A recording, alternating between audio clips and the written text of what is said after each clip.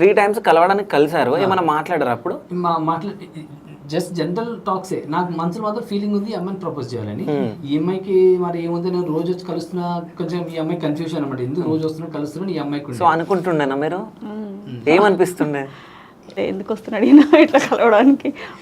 అప్పుడు ఒకటే ఆఫీస్లో ఉన్నాము, కలుస్తున్నాము, తను కూడా బస్సు ఎక్కుతున్నాడు వస్తున్నాడు అంటే అది వేరే విషయం. బట్ పర్టికులర్లీ వస్తున్నాడు అని అర్థమైపోతుంది కదా. అదే పక్కన మీ ఫ్రెండ్స్ ఎవరన్నా ఉండేనా? లేదండి, ఎవరు లేరు, మీరు ఒక్కరే.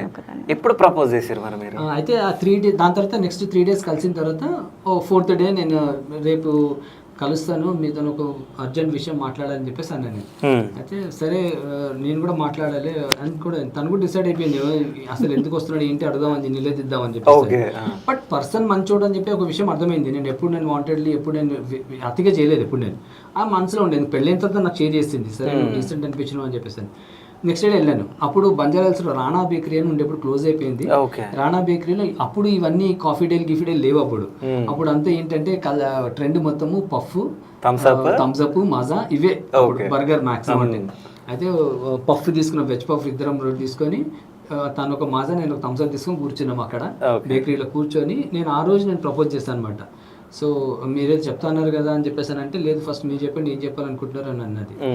అయితే లేదు లేడీస్ ఫస్ట్ ఉంటారు మీరే చెప్పండి అన్నాను. లేదు లేదు మీరు చెప్పండి, దాని తర్వాత నేను చెప్తాను తను. నేను చెప్పాను, నేను అదే నేను ఫ్రాంక్గా చెప్తున్నాను, మీరంటే ఇష్టం నాకు, నన్ను పెళ్లి చేసుకుంటాను అడిగాను. ఇట్లే అడిగాను నేను, I love you, I like you, ఇట్లాంటి ఏం లేదు, డైరెక్ట్ చెప్పాను.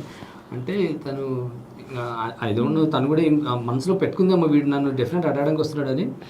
సో తర్వాత మీరేమనుకుంటే ఏం చెప్దాం అనుకున్నారని అడిగితే, నేను కూడా దీని గురించి మాట్లాడగా, ఎందుకు వస్తున్నారు, ఎందుకు కలుస్తున్నారు నాకు ఇప్పటికి అర్థం కాలేదు. మరి రేపటి రోజు మా చిన్న వాళ్ళని చూస్తే బాగుండదు. బట్ ఇప్పుడు మీరు మనసులో ఉన్న మాట చెప్పారు కాబట్టి నేను కూడా చెప్తున్నాను, నాకు ఓకే ప్రాబ్లం లేదు పెళ్లి చేసుకుంటా అంటే, బట్ మా చిన్న వాళ్ళు ఒప్పుకుంటేనే చేసుకుంటా అని చెప్పేసి అన్నట్టాను.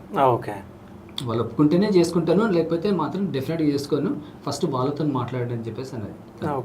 ఉన్న విషయం చెప్పింది. బట్ నాకు ఓకే, మీరు ఓకే, ఎందుకంటే మీ గురించి నాకు పర్సనల్గా నేను తెలుసు, ప్లస్ కనుక్కున్నాను, ప్లస్ ఒక సర్వెంట్ కూడా మీ గురించి మంచిగా చెప్పింది, డెఫినెట్గా మంచి పర్సన్ అని చెప్పి అంతవరకు నాకు తెలుసు.